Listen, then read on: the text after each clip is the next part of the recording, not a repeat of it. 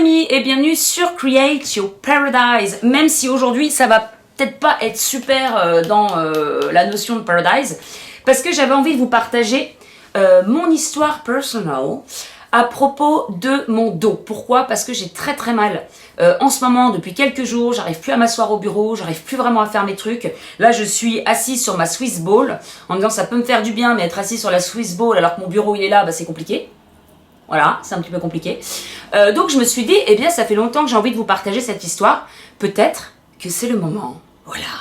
Donc, partageons cette histoire et aussi, voilà, pour vous montrer un petit peu l'impact de la psychologie, de l'émotionnel sur le corps, sur le physique. Car je pense bien sûr que mes problèmes de dos viennent de mon harcèlement scolaire. Donc, pour ceux qui me suivent depuis quelques temps, peut-être que vous connaissez mon histoire, surtout j'en parle beaucoup, parce que Create Your Paradise, c'est aussi un petit peu ma thérapie par rapport à ça, hein. C'est ce qui me permet de reprendre confiance, de me remettre en avant, d'avoir moins peur des gens, de blablabla. Donc, j'ai souvent évoqué ce harcèlement. Et pour ceux qui ne me connaissent pas, donc il y a une petite vidéo que j'avais faite tout au début de mon projet, parce qu'on m'avait challengé par rapport à ça en me disant « Cécile, si c'est quelque chose d'énorme pour toi, et autant maintenant ça va mieux, je sens que ça s'est allégé cette histoire de harcèlement et cette humiliation de fou, mais à l'époque c'était encore dur, je me rappelle au tout début où j'ai commencé le projet, j'avais tellement encore peur des gens et maintenant j'arrive vers les gens et enfin voilà, j'ai plus peur, mais avant c'était encore très compliqué pour moi.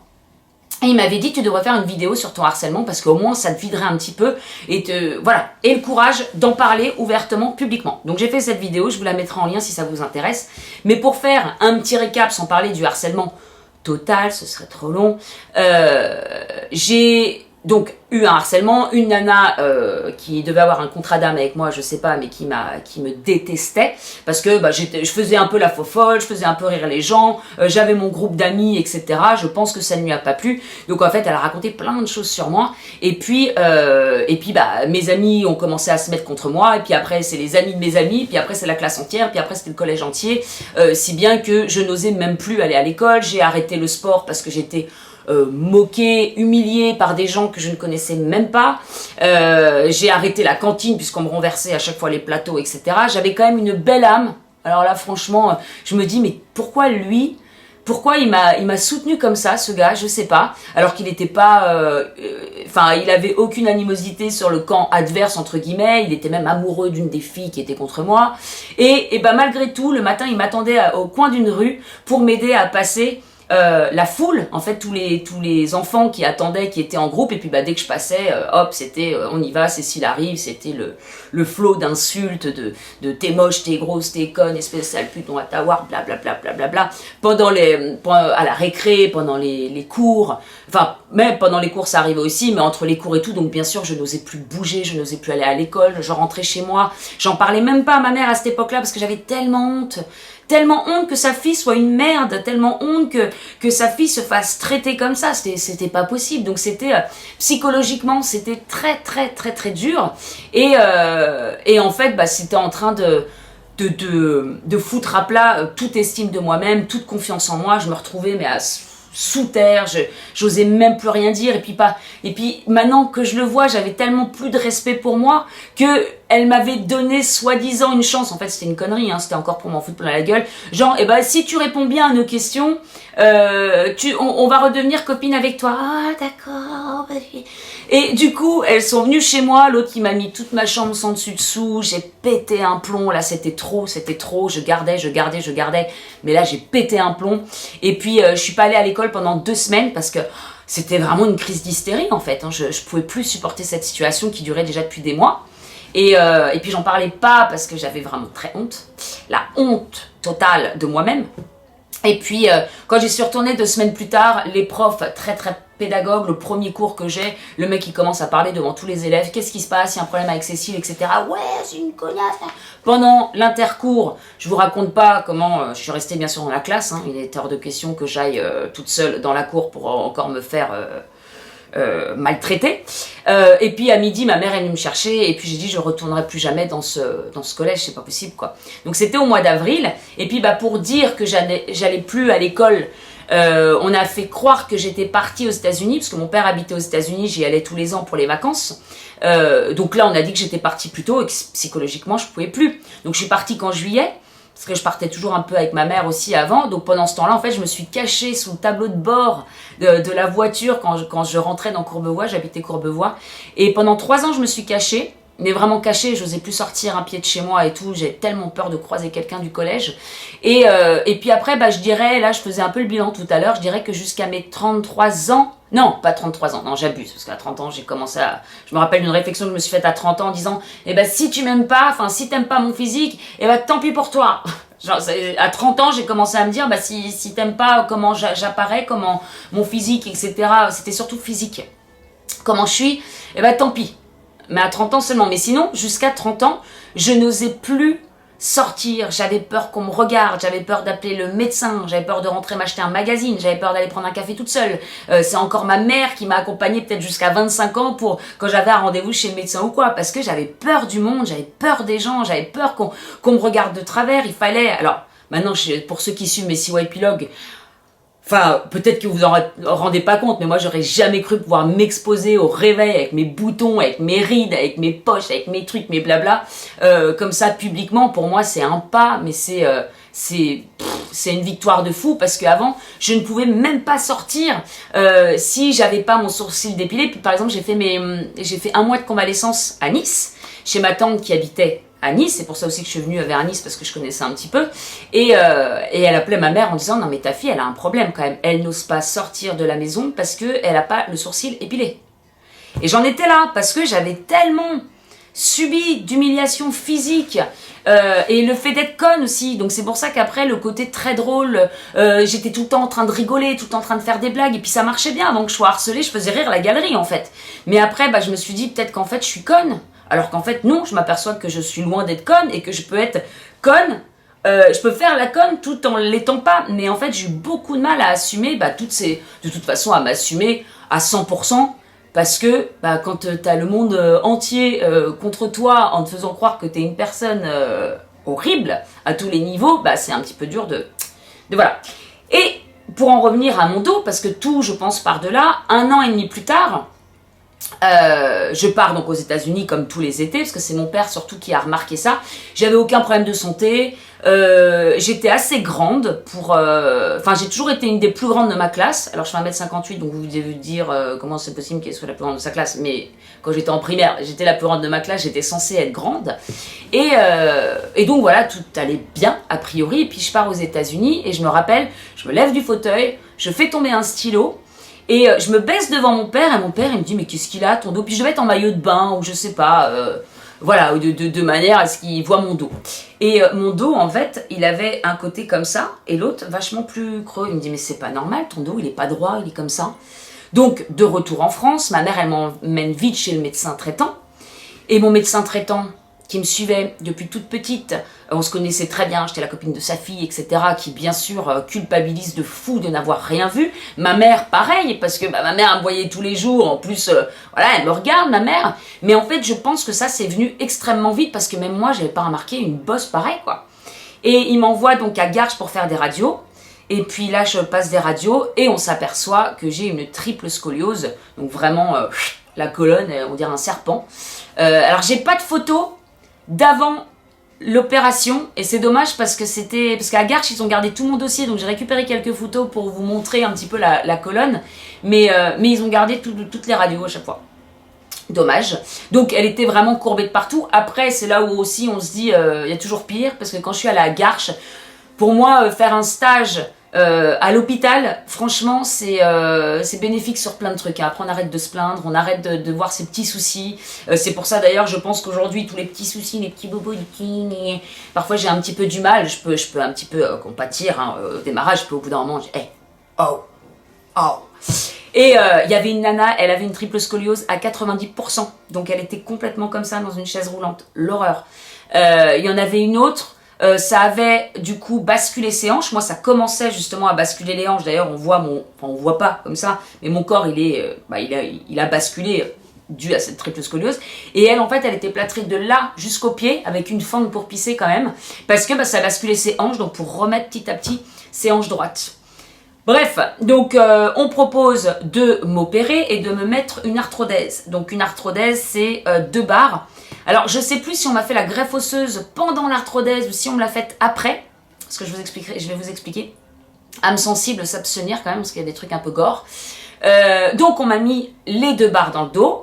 Alors des journées d'examen, parce que c'est une opération très très lourde, bien sûr, hein, tu touches la moelle épinière, t'es en chaise roulante. L'opération a duré 6 heures, et en 6 heures, j'ai grandi de 6 cm. Énorme.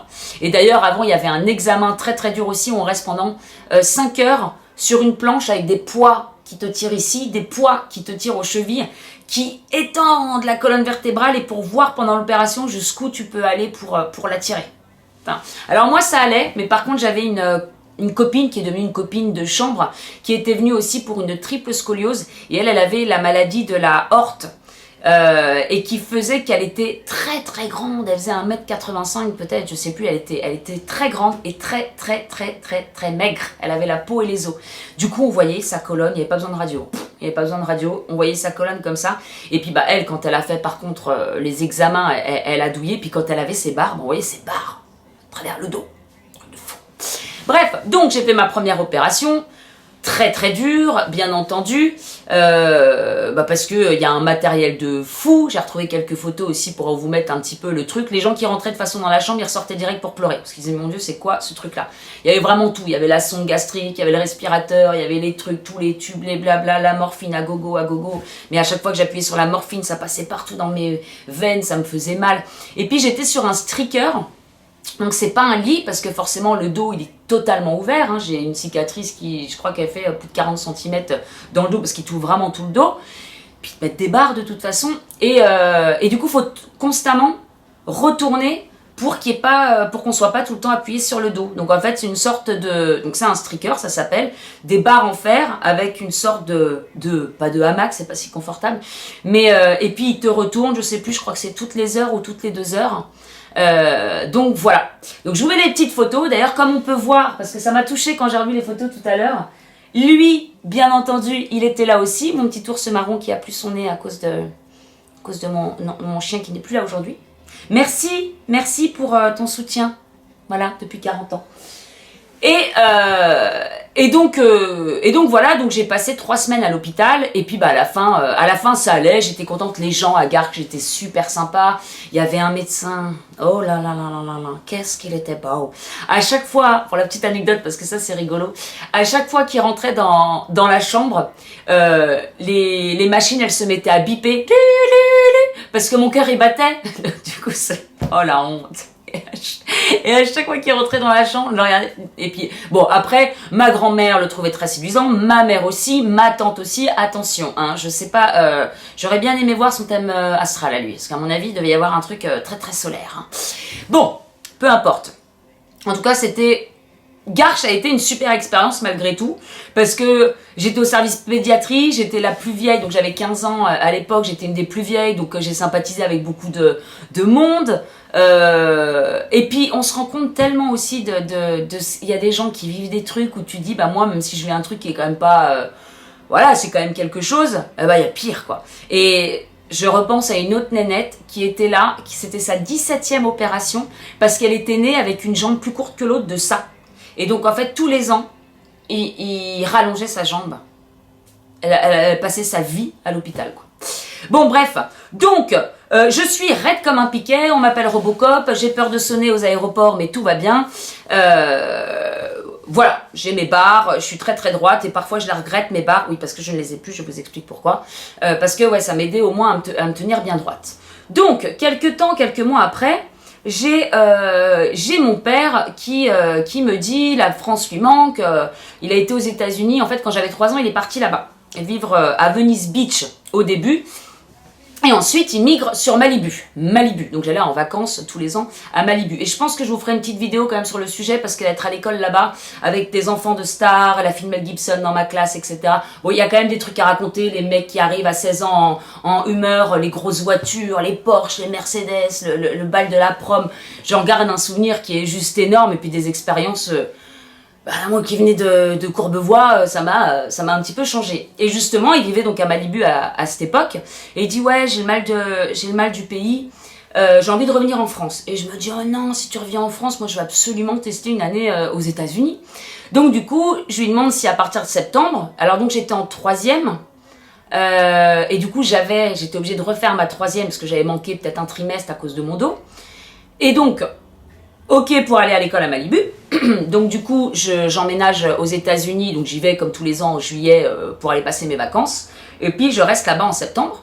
Et puis, v'là qui part que vers octobre, un truc comme ça, j'ai une angine de malade. Le truc, c'est qu'aux États-Unis, une angine, pour soigner, en fait, c'est soit... Il n'y a pas de médecin comme chez nous, ça marche pas pareil. Là, il fallait qu'on aille dans la vallée, qu'on aille à l'hôpital, qu'on fasse la queue pendant des heures. Le médecin, il n'y avait pas encore à l'époque, je crois, de sécurité sociale. Bon, après, il y a eu l'Obamacare, bref, peu importe, c'est pas le sujet. Mais voilà. Donc, en gros, je me suis soignée, on a été à la pharmacie, et puis on m'a donné du thé soignant, un truc comme ça. J'ai encore des photos, je me rappelle des photos, j'étais malade comme un chien. D'ailleurs, je vous ai pris aussi le truc, mais ça je vous en parlerai un jour parce que ça me dit bien de vous partager cette expérience avec vous. Vous voyez, ça c'est mon yearbook de Malibu High School. Et alors attendez, parce qu'il y a une photo de moi où j'ai 42 fièvres, mais je suis sur la piste. Tiens, bah d'ailleurs là on a la fille de Mel Gibson juste ici là, dans le Hannah Gibson. D'ailleurs j'ai regardé la dernière fois sur le net, elle a changé. Les feux de Malibu, bien sûr, j'ai vécu les feux de Malibu. On a dû se casser en pleine nuit parce qu'il y avait les ravages du feu qui arrivaient. Ah bah là je suis plein. Bon, ça c'est pas le sujet de la vidéo, mais bon, j'ai là c'est moi. Vous voyez, là aussi. Bon, on voit pas très bien. Et on a une photo où donc j'ai 42 fièvres, où je vais au bal et je m'éclate comme je sais pas quoi, mais par contre je suis dans un état où je n'en peux plus. Donc au bout d'un moment, l'angine elle passe. Bon, je voulais vous... Ah bah si, elle est là. Je voulais vous montrer cette photo parce qu'elle est rigolote. Enfin, elle est rigolote, on ne voit pas très bien, mais quand je me dis qu'ici, j'ai une température... Donc voilà, ça c'est moi. Hein. J'étais un petit peu rondelette quand même. Enfin, j'ai toujours été un peu... Bon, bref, peu importe. Voilà, et donc là, il y a... Cécile Collin-Lefebvre gets down and funky as first on the dance floor. Donc voilà, toujours la première sur la piste de danse. Purée, je n'en pouvais plus. Bon, ça, je vous ferai un petit tour, parce que c'est rigolo quand même. Pas dans cette vidéo. Et donc voilà, je passe 5 jours au fond du trou, je vais quand même au bal, etc. etc. Et puis bah, l'angine, elle commence à passer toute seule. Et puis voilà, et puis après, bon bah l'année continue. Mon père qui est très faut bouger, faut pas de grasse mat, faut faire du sport. Donc à 8h, si tu dors jusqu'à 8h, c'est la grasse mat. Donc à 8h le matin sur la plage, il faut aller faire le petit jogging. Ma belle-mère c'est pareil, très sportive. Et puis je commence à avoir mal au dos quand même. Et donc au fil des mois, je commence vraiment à avoir mal au dos, je commence à dire, tu sais, j'ai mal là, je sais pas ce que j'ai, j'avais l'impression d'avoir comme une petite boule dans le dos. Mais bon, on sait pas, il m'emmène quand même à l'hôpital, et le mec, il me fait une radio, et il dit, mais les barres, elles sont en place. Parce que moi, j'étais persuadée que les barres, elles avaient bougé. Mais en fait, non, ok. Je commence vraiment à avoir mal, mais vraiment très mal. Et honnêtement, je suis loin d'être douillette. Je peux vous dire que je résiste à la douleur, même avec le dos que j'ai aujourd'hui. Je prends toujours pas de cachet, parce que je me dis, mais alors à 60 ans, si je commence à prendre des cachets aujourd'hui, je suis 24 heures sur 24 sous morphine dans 10 ans ou dans 20 ans, donc j'évite les antidouleurs, etc. Je résiste globalement, mais là, je commence à avoir très très très mal. Si bien que j'ai tellement mal, en fait, que je loupe comment ça s'appelle, vous savez, où ils envoient la cérémonie quoi, de fin d'année, où tout le monde envoie les chapeaux, etc. Et je me dis, c'est un peu dommage. Bon, bref, donc je rentre en mai en France pour filer directement à l'hôpital à Garches pour voir, mais qu'est-ce qui se passe dans mon dos? J'arrive à Garches, c'est le remplaçant de mon professeur qui n'est pas là, et il me fait une radio, et on voit rien. Donc là, je commence à me dire, non mais c'est pas possible, en fait, j'ai rien dans le dos et je souffre le martyre comme ça pour vous dire. Et vraiment, j'abuse pas, je pouvais plus ouvrir un tiroir. Ma mère, elle me disait, tu mets la table? Je lui disais, ok, j'étais comme ça. Ok, mais est-ce que tu peux ouvrir le tiroir?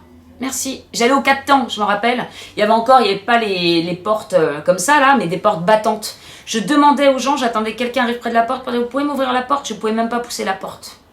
J'avais des douleurs dans le dos comme des milliers de couteaux qui me plantaient dès que je levais le bras, dès que je tournais la tête. C'était horrible. Et j'avais même dit à ma mère, moi, si je dois vivre avec la douleur comme ça toute ma vie, honnêtement, je préfère mourir. Je préfère me suicider. Je peux pas, c'est une douleur énorme.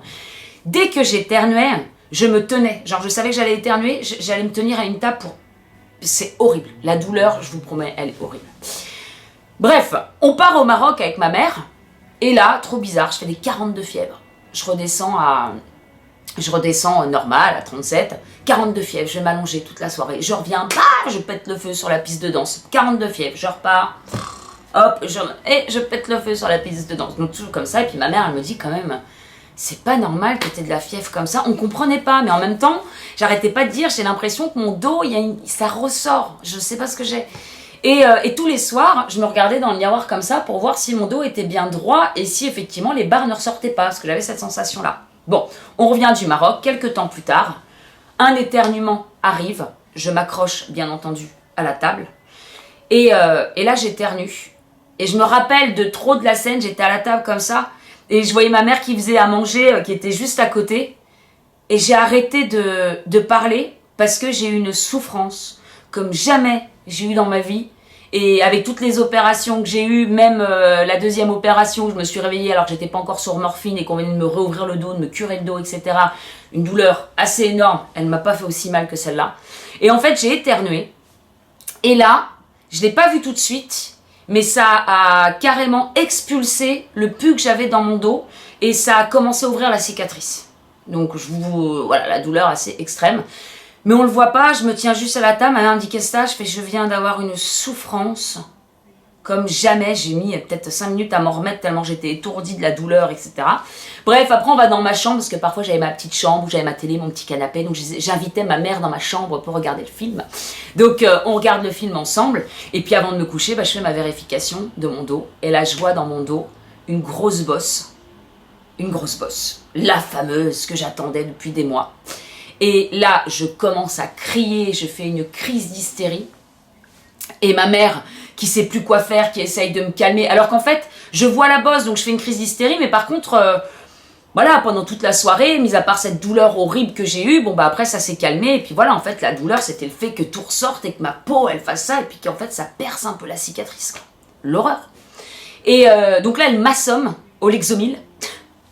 Et je m'endors direct sur le ventre, voilà. Et donc le lendemain, on part à Garches.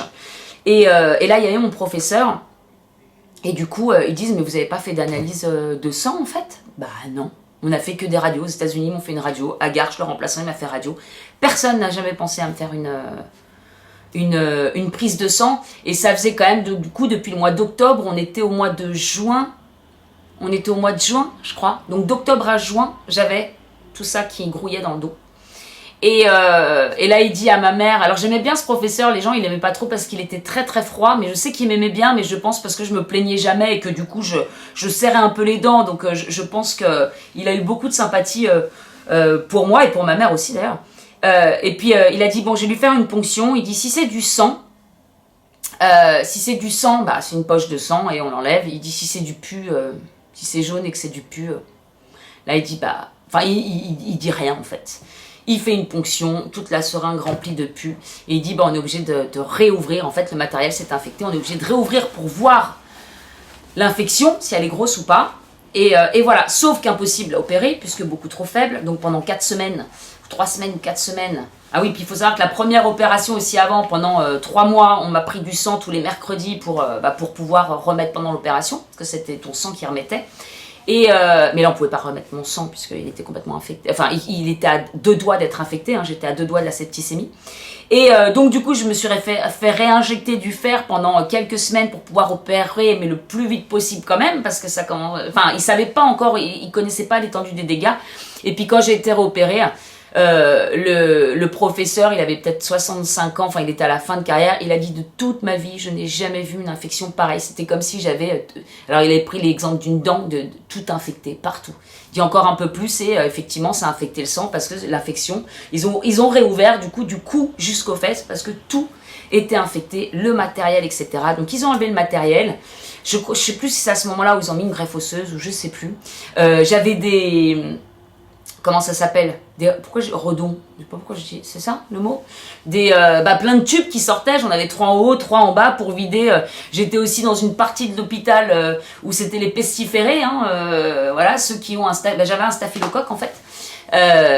Staphylocoque doré, donc ceux qui sont mis à part, en plus dans la salle d'opération. Je me rappelle cette salle d'opération, j'ai l'impression d'être dans une cave, d'être opéré. Waouh, on est vraiment mis à part. Et puis après, voilà, j'ai repassé 3 semaines à Garches, mais l'ambiance était sympa. J'allais à la cafette avec tous les accidentés de la route. Et puis c'est marrant comment tu vois.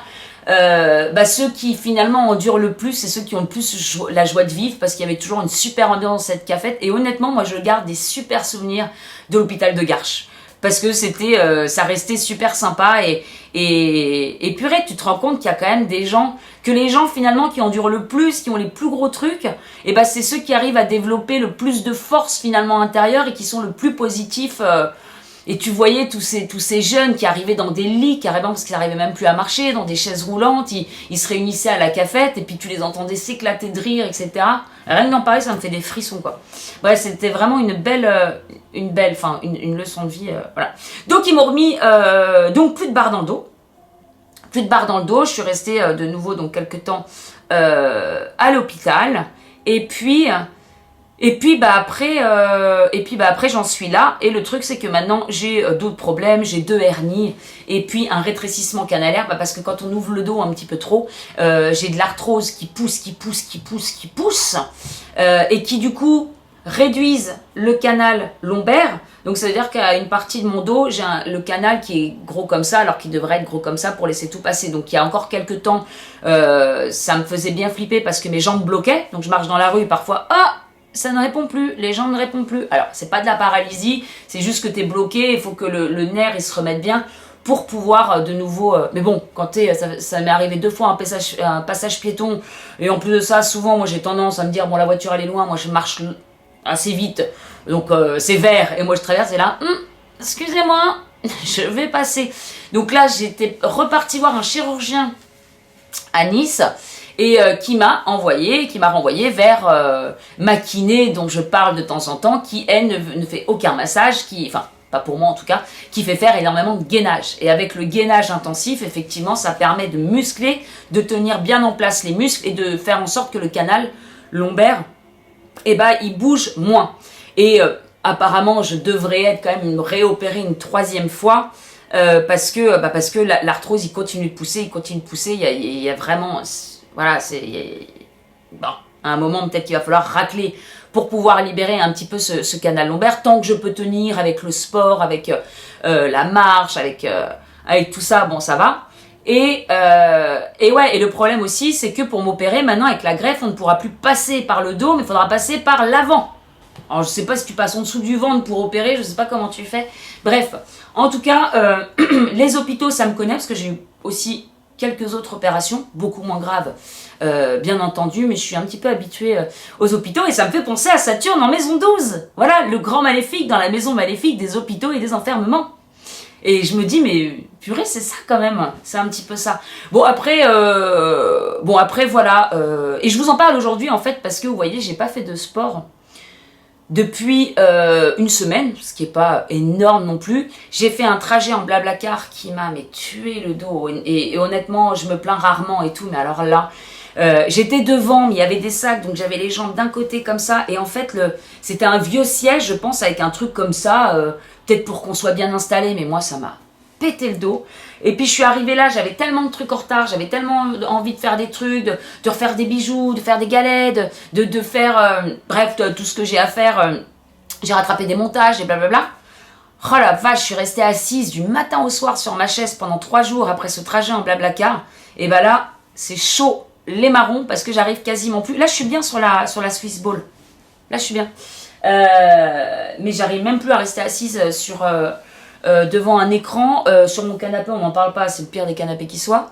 Hein. Ma proprio n'a jamais voulu me le changer. Mon rhumato a fait 2 lettres en disant c'est très important que Cécile puisse dormir dans un bon lit, etc. Je lui demande pas de racheter un truc, je lui dis est-ce que je peux, moi, m'acheter un bon matelas pour que vous puissiez, et vous prenez votre matelas et vous le mettez dans votre cave. Non, mais c'est vraiment une conne. Et par contre, j'ai ce super coussin-jambe que j'appelle coussin-jambe pour dormir, parce que sinon je ne pourrais pas dormir dans ce lit, bien entendu. Bon, c'est un peu encombrant, hein. Surtout quand t'as un 24 mètres carrés.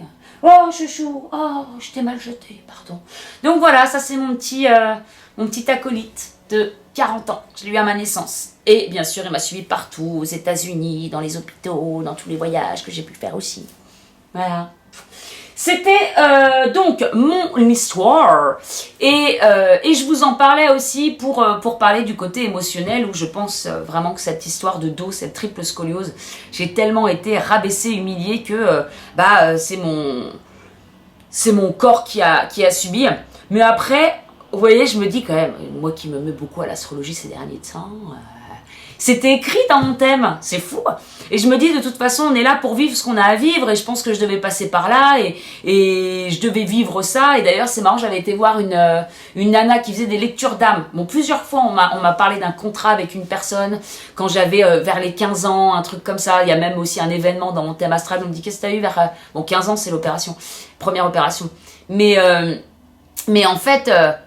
je me dis parfois on est là pour vivre ce qu'on a à vivre, on peut pas forcément y échapper justement, mais plus essayer d'apprendre et de justement pouvoir acquérir des forces, parce que moi ça m'a... tout ça finalement, j'ai démarré de très très bas, mais purée, aujourd'hui j'ai l'impression d'avoir une force de dingue, et notamment par rapport au harcèlement, et par rapport aux problèmes physiques, et par rapport à la douleur, et par rapport au... Voilà, où t'as de plus en plus... de force. Bon, j'apprends aussi que c'est peut-être le Mars en Scorpion. Pour en revenir à l'astrologie, il paraît que ceux qui ont Mars en Scorpion, c'était 30% des résistants pendant la guerre. C'était ceux qui allaient le plus au combat, parce qu'ils ont peur de rien, parce qu'ils font, c'est que... Du coup, j'aime bien voir Mars en Scorpion. Voilà. Voilà. Les autres planètes, je ne sais pas, mais... celle-là, ça peut être sympa. Bon, voilà, je vous ai partagé ma petite histoire, n'est-ce pas? Et puis, je vous ferai peut-être une autre vidéo pour vous partager ma super année à Malibu High School, où quand même, j'ai des petites anecdotes bien sympathiques. J'ai toujours voulu un peu vous partager ça, et puis j'ai jamais osé en me disant qu'est-ce que ça va intéresser. Et puis en même temps, ça m'intéresse moi, et c'est bien le principal. Voilà, hein. On peut voir quand même comment... j'ai pu évoluer à travers ces dernières années, et je suis bien contente. Voilà, mes amis, c'est tout.